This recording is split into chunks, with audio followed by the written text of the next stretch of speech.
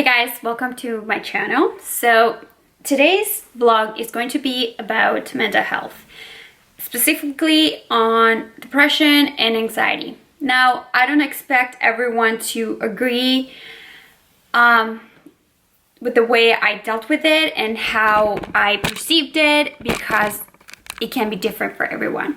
So what is mental health? So mental health is defined as a psychological well-being that is characterized by the absence of illness, whatever that is. So I struggle with depression and anxiety. Depression is characterized by a neurotransmitter imbalance, in this case serotonin. Serotonin is the happy hormone, so it basically causes improved mood, better behavior. It gives you that boost of energy, productivity, motivation, whatever feelings of happiness that may be. And it isn't as available in individuals who struggle with depression. Hence, they experience sadness and just feel down at all times.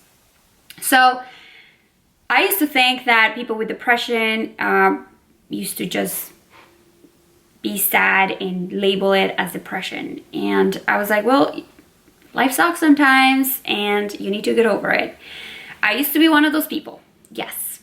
With anxiety, I used to be like, okay, you need to really control your emotions and manage your stress better. Until I experienced it myself. Now, I believe these don't happen overnight. There are a lot of factors that predispose you to these issues or illnesses according to science. They could be genetic, they could be environmental, they could be just the way that your brain functions and releases all these chemicals that trigger hormone release, and the way you feel, and they basically shape our behaviors.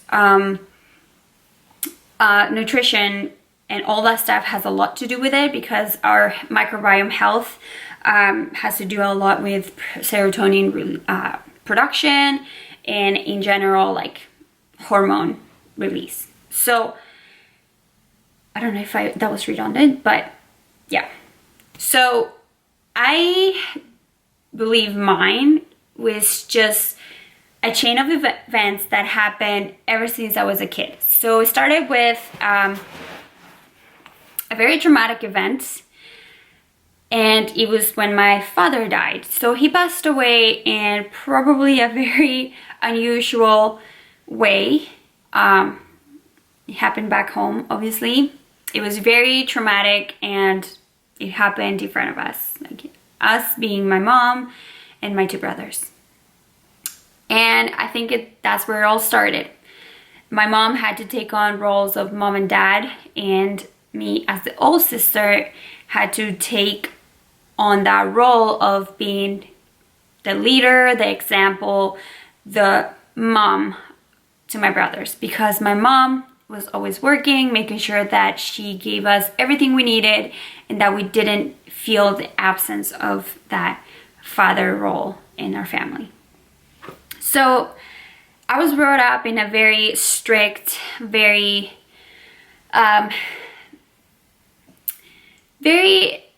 full of expectations kind of environment. So very perfectionist, I want to call it.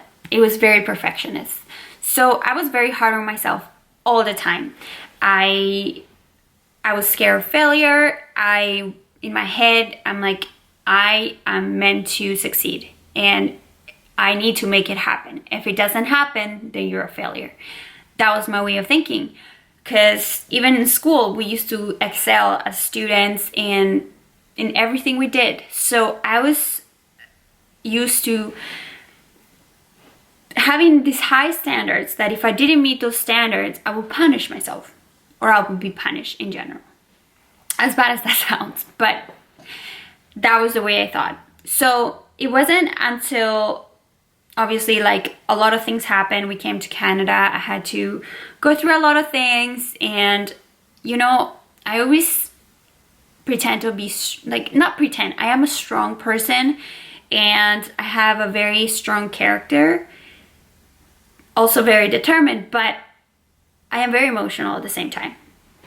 So I learned to be really hard with myself. It's just the way I am.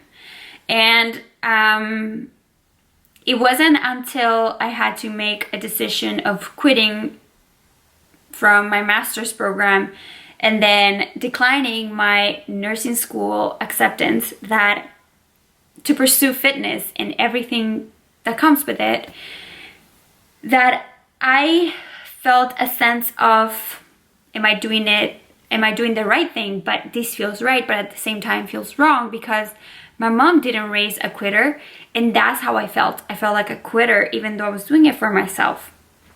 And she was supporting me throughout the entire process. I had a lot of people who supported my decision, but it was myself. I was my worst enemy at that point. And then a series of events happened during that time that I was going through this and just kind of deciding what my purpose was on this earth. So something happened that really made me question my decisions. And I was like, well, am I meant to do fitness? And like, am I meant to do this? And I just like all of these things that I had encapsulated throughout my life, all this emotion, all this sadness, all these fears just came onto me, and this capsule just like broke, and I couldn't handle it.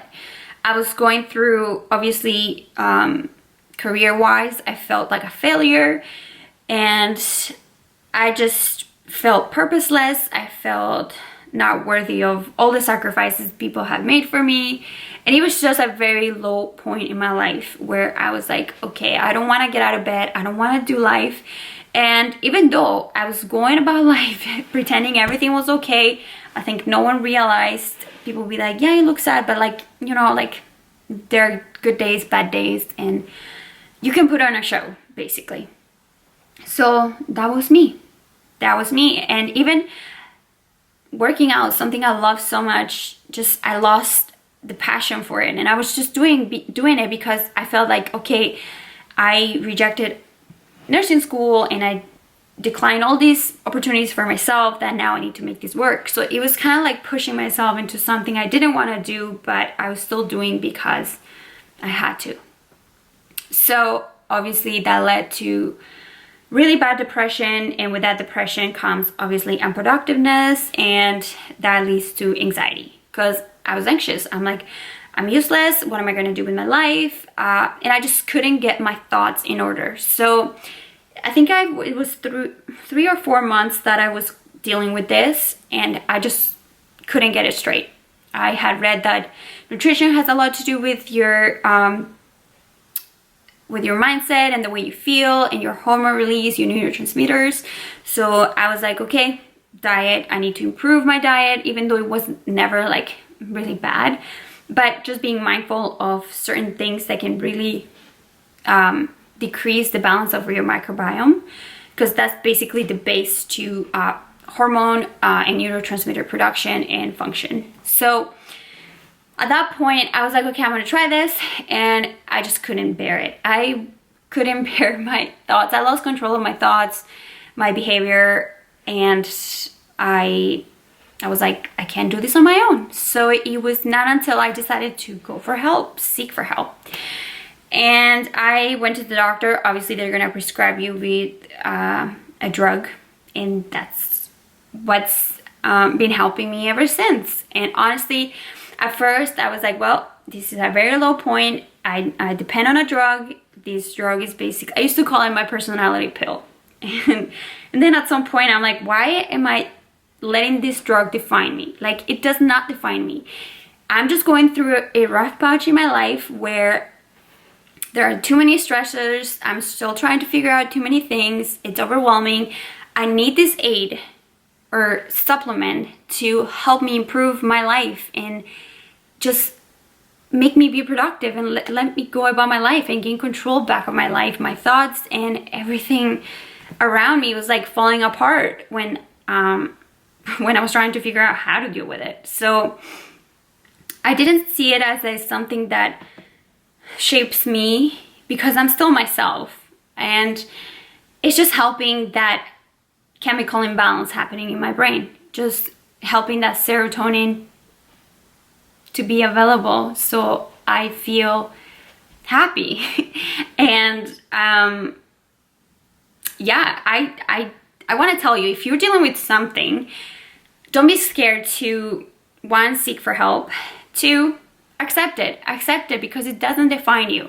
If you let it define you, it's the same as wasting your life away, because you know better than that. And if you're aware that there's something you're dealing with and there's something you can do about it, then do it. Do it. You owe it to yourself. You owe it to those people who have sacrificed so much for you, but do it mainly for yourself. And like I said, don't let that drug define you. And don't feel ashamed, because according to research, 1 in 4 people deal with mental health at some point in their life. That is a lot of people. However, we make this such a weird topic, because if you struggle with something, you're weird.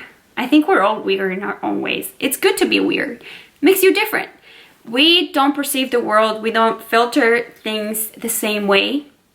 We all translate them a different way, and that's just the nature of humans. And I don't know why it's such a big deal. I don't know why I used to be a jerk about it, because it's not nice, you know? So if we can be nice to someone who's disabled and physically handicapped, why can't we be nice to just everyone? Because you don't know if you don't know when someone's dealing with something. You can see them smile, but inside they're dying. Like, I serve and I have to make sure that I have a smile on my face. It could be the worst day of my life. I still have to pretend everything's okay. So why can't we just be nice in general?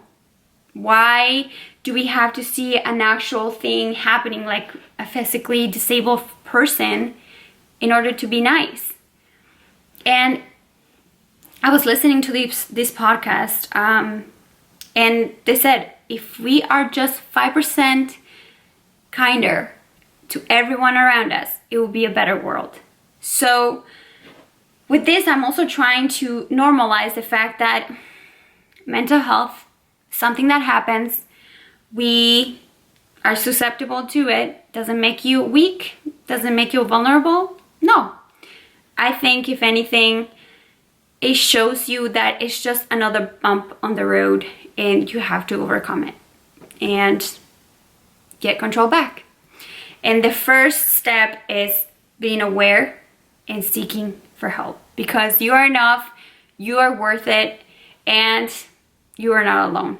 So if you ever feel alone, talk to those closest one to you. If you don't have anyone to talk to, there's so many people on social media who you can connect with, network, and like just talk. So if you ever feel like you need to talk, reach out to me. You can vent, you can ask me for help, and ask me how I dealt with it, because I am here to help, honestly. Like, I'm putting this out there just not for people to feel pity or just to feel bad for me, because we all go through shit. Life is crazy, and it's just a matter of really taking control back, admitting it, accepting it, and just don't let it define you. That's the main thing. It does not define you, and it also doesn't justify your behaviors. Own up to your own actions, and be strong.